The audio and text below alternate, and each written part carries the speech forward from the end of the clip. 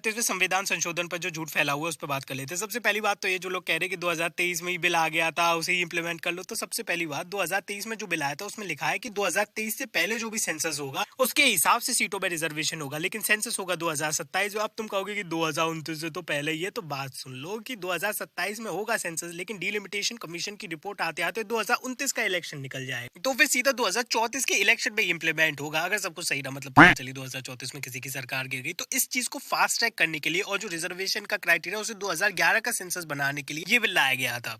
और दूसरा झूठ ये है कि डिलिमिटेशन होगा तो बीजेपी अपने हिसाब से सीटें बांट लेगी। तो ऐसा है कि डिलिमिटेशन पहली बार तो हो नहीं रहा, पिछली 4 बार भी हो चुका है, और चारों बार जब हुआ था तब कांग्रेस की सरकार थी, और 1972 के डिलिमिटेशन को छोड़ के तीनों बार कांग्रेस की सरकार आई है। लेकिन खैर कांग्रेस तो गलत काम कर ही नहीं सकती, एक बीजेपी एक ऐसी पार्टी, मतलब कांग्रेस क्यों ही गलत काम करेगी। तीसरा कि नॉर्थ साउथ की सीट्स कहा जाएगा। ऐसा है कि एक तरफ तो ये बोलते हैं लोग कि जितनी हिस्सेदारी उतनी मजेदारी जो भी है, और दूसरी तरफ फिर नॉर्थ की ज्यादा पॉपुलेशन है तो उसकी ज्यादा हिस्सेदारी होगी, लेकिन नहीं करनी है साहब। क्या अब इसके लिए ये प्रोविजन है कि लोकसभा की सीटें 50% से बढ़ा दी जाए, फिर इसके हिसाब से नॉर्थ की सीटें बढ़ाई जाए, उसी के हिसाब से साउथ की सीटें बढ़ाई जाए, ताकि जो प्रोपोर्शन अभी है रफली उतना ही प्रोपोर्शन तब भी रहे जब सीटें बढ़े। तो ये मामला है। और अगर तुम्हें लग रहा है कि मोदी को हरा दिया, तो बेटा मोदी तो 2024 में ही हार गया था, लोगों को भी पता था कि बिल पास नहीं होने वाला, पता नहीं क्यों लेके आए थे।